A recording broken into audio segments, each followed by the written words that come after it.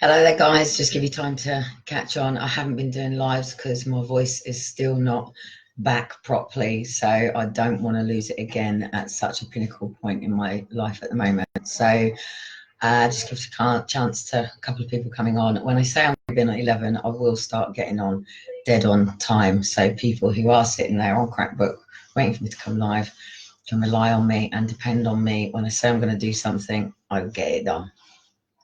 I've got a couple of notifications to put out, so I'm just gonna sort of give a bit of a 10-minute interval before I do, and catch up with some of you in the comments, and also say hello to some new people who don't know why I do these lives, why I pop up in your feeds, why you're probably even following me, or why we're even connected. In 2007 in 2007 I became a partner for Hope for Justice, which basically meant that I was a sort of sponsor for an organisation that had a table at Creation Fest down in Cornwall, and I'd gone along with my 4 children, which was Liam, Daniel, Aaron and Faith, and this is prior to everything to do with the media.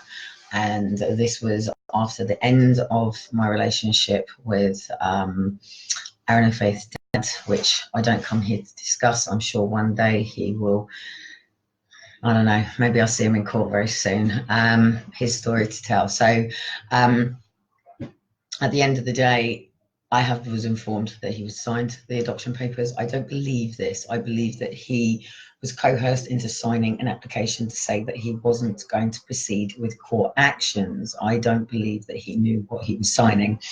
So anyway, I've got a couple of notifications to put out, a reference where every single person who is affected by the family courts, and that doesn't matter if you are a top family where you've just been screwed over by your missus and she's got custody of the kids and being a complete and utter cunt and messing around, and you've gone through the family courts and they're draining your money left, right and centre, and you're having to keep applying for contact. It doesn't matter if you are somebody on benefits who has been through social care and through CAF and all of those things. It doesn't matter whether it's been for a divorce. It doesn't matter whether it is a separation. It's just anything in the family courts. If I can just for 2 seconds remind you why I'm here and why I live.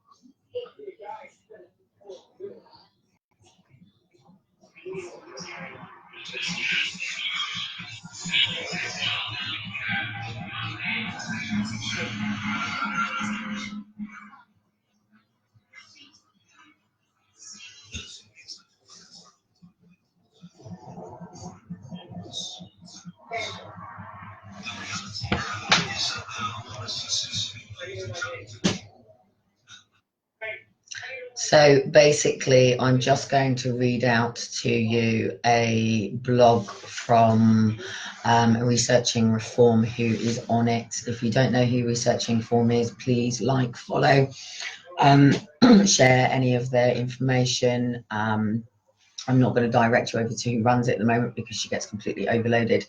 But she released this yesterday, but I haven't had a chance to get this information out to you via live, but only via some posts, and not everybody gets to catch things, and then you see things and think, fuck it, it's government or it's the courts, I'm not willing to do this.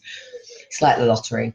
If you don't play the lottery, I'm not promoting gambling in any way, shape or form. I can't see you at the moment. I've got this blog in front of me. But if you don't play the lottery, then you can't contribute to what the lottery goes to. Fuck the corruption. I'm using as an analogy.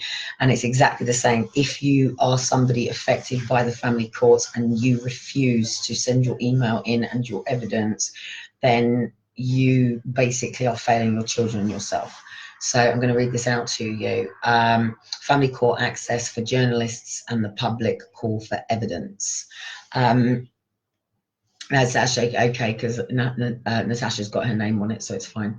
The president of the family division, Andrew McFarlane, has put a, oh, so I can't, McFarlane, sorry. For those who don't know, the president, when we were all campaigning, retired, I think it was a couple of years ago, but they did create a whole network to have a look at this. So now they're saying, yes, we're going to call for evidence. So basically has put out a call for evidence as part of his review, the current reporting and public access regulations for child proceedings. The initiative is called the Transparency Review, and McFarlane is inviting any person or agency who wants to submit evidence, advice, or other materials to send it through his office. I've already done some already in communication with them. There's the deadline, I think it's the 3rd of March.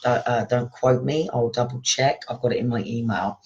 So basically, McFarlane has assembled a panel to help him with this process.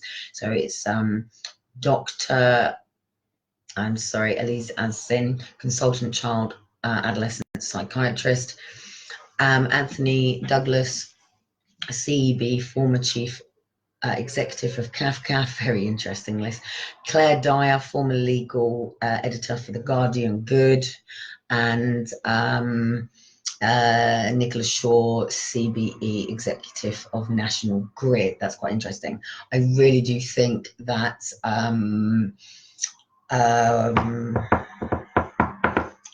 something Hannah should put himself forward on. I think there's quite a lot of people in this network who do have backgrounds that should be able to now form a independent panel to be able to come together now to bring all of the different, be it parent alienation, denied contact, forced adoption, long-term foster care, parental guardianship, or any other matter that heads.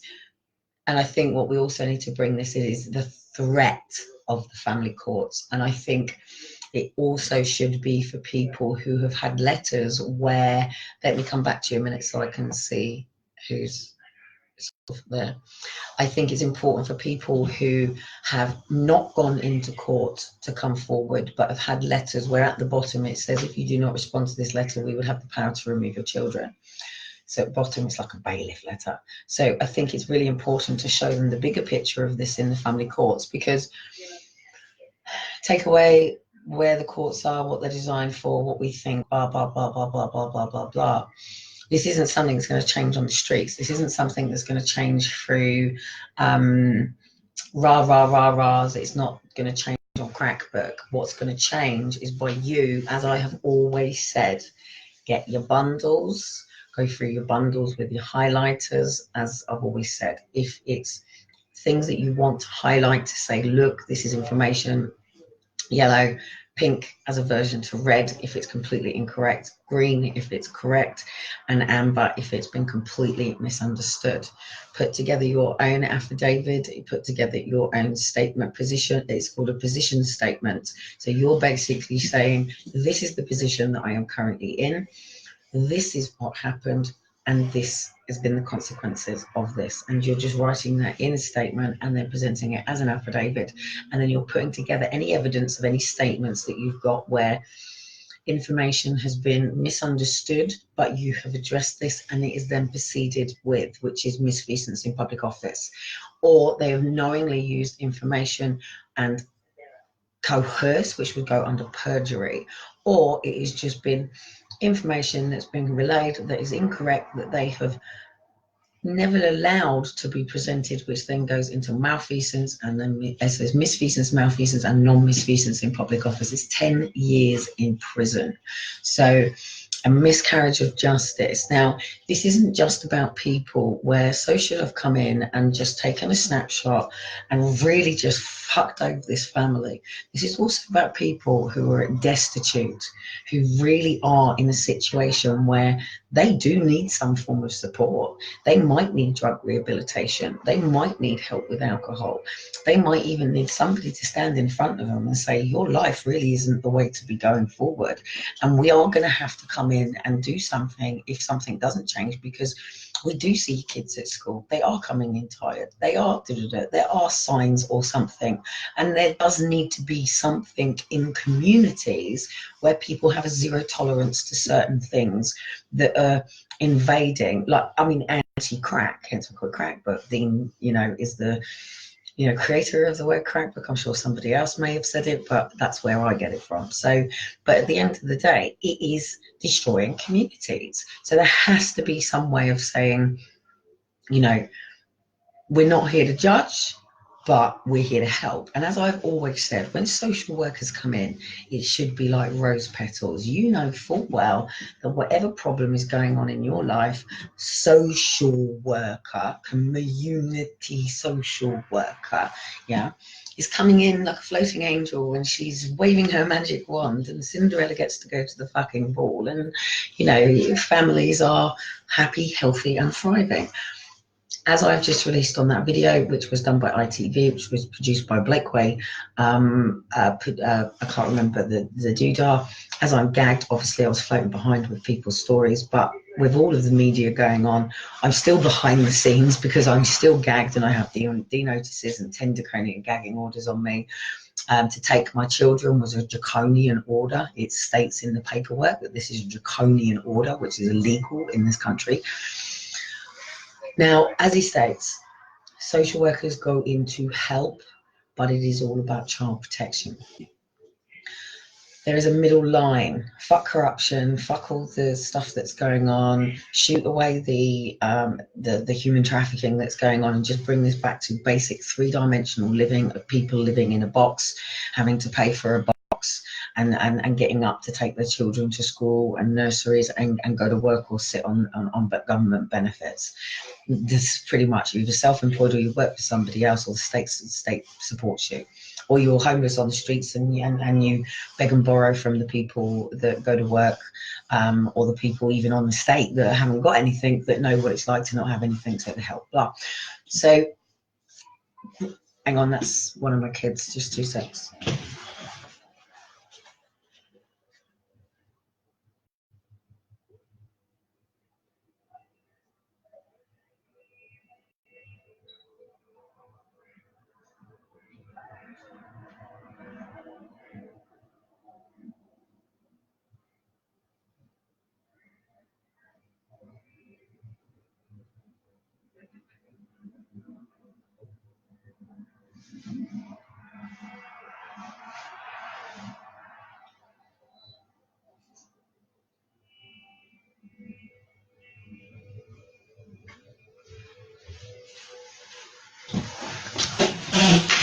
If you haven't if you haven't noticed, I've got my skates on. So take for example, like Shiloh's just waking up there.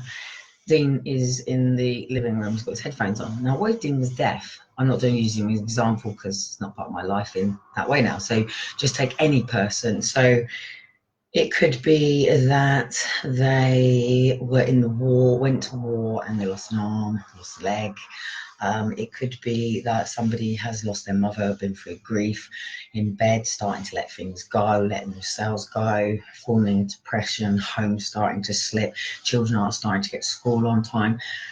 All these different reasons, mental health, learning difficulties, because somebody has a diagnosis of autism, because somebody is at school, if that's the way you want to go, and they learn differently to somebody else, whether it be us under SEN. It all comes under social services. It either comes under children's social care services or adult social services.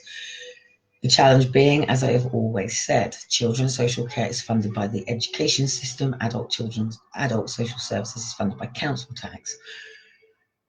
Always both underfunded, under-resourced, overworked, underpaid. Lovely girl here today. She's only 25, hasn't got children, social worker on my sofa. Lovely girl, but she's still a social worker.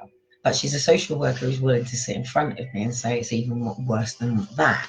You know, who's willing to sit in front of me and actually understand and get. But also she's trying to paraphrase somewhere else. So you can't always assume that you're getting understanding from a social worker because they are trained to mirror. A police officer is trained to mirror. They're not trained to understand. They're trained to overstand, to overpower. They're not trained to be at your level and understand where you're maybe coming from. They come from an overstanding, they come from a judgmental point of view. To go and stand in a court becomes a judgment, it's a pardon. Here in this universe, in this three-dimensional world, not one of us is meant to be judging anybody. That will be the Lord's day and reckoning when he comes, and we will all face our judgment, whether we believe in it or not. Tough fucking shit, tough cookies. We will all stand there and go, ah, shit, we didn't fucking listen. So that day is going to come whether we like it or not. So it's not our job to judge people down here. We come from a disabling system. We come from a man-made. We come from the fact that, yes, we are under a sign-sealed Agenda 21. Yes, this stuff is going on. Yes, it was agreed.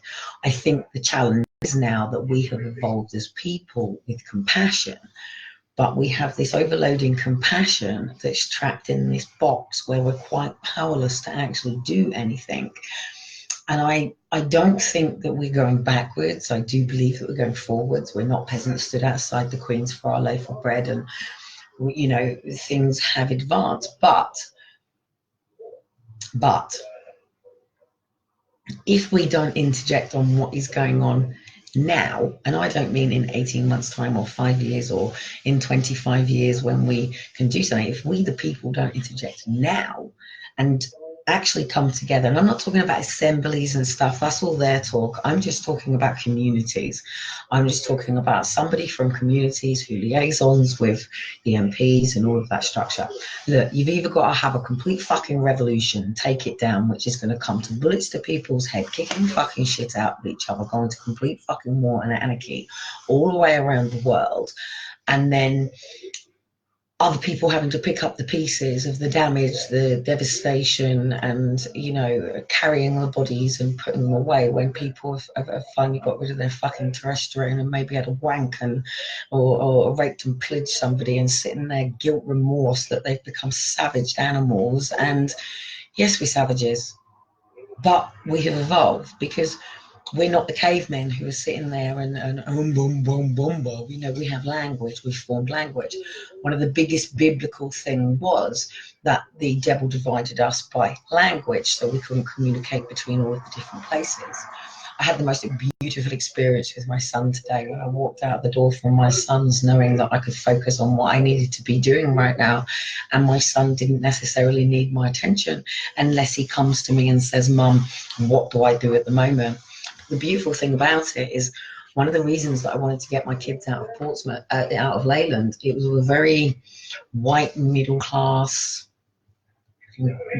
poverty wealth divide, but not in the only place I liked was Paul's Farm, which, funny enough, my son Daniel now runs and manages Paul's Farm with his girlfriend and father and stuff like that. I think Paul's Farm is slightly different, or it is Paul's Farm, yeah. So, but what I saw was seeing my son just sitting down with so many different multiculturals and stuff. And because I can remember when I was like 14, 15, and we lived on an estate. Well, I didn't live on the estate, but he would go up to his friends on the estate where a Polish family had moved in. And they were bastards too. I used to go mental, seriously. When I used to pull up on the car and they were all going mental with Polish, I used to put my car right in front of it and just sort of go, because like, these people, they're Polish, they've just moved to this country and you should be welcoming them and making dinner for them and things. But I think as an ex-army wife and moving around the country and moving into a home where somebody comes over with a meal and stuff, and it didn't really matter what regiment somebody was from. Yes, there was cliques between divided regiments and ranks and stuff like that. Of course there was, but it gave some form of structure because you knew you had some form of elder. If, say, with me, where I went into hospital and our RSM was able to go to one of the warrant officers' mums and wives and sort of say, like, we need a couple of meal preps and maybe the kids go and, you know, being walked to nursery and stuff just while Kelly's had a surgery done. Do you know what I mean? I knew that I could rely on a community. It didn't matter. I couldn't get to pick kids up at nursery. I knew that my kids' nursery teacher would walk kids back to me if I wasn't well, because I was really sick after giving birth to Daniel. Only up the road, but we had that community. I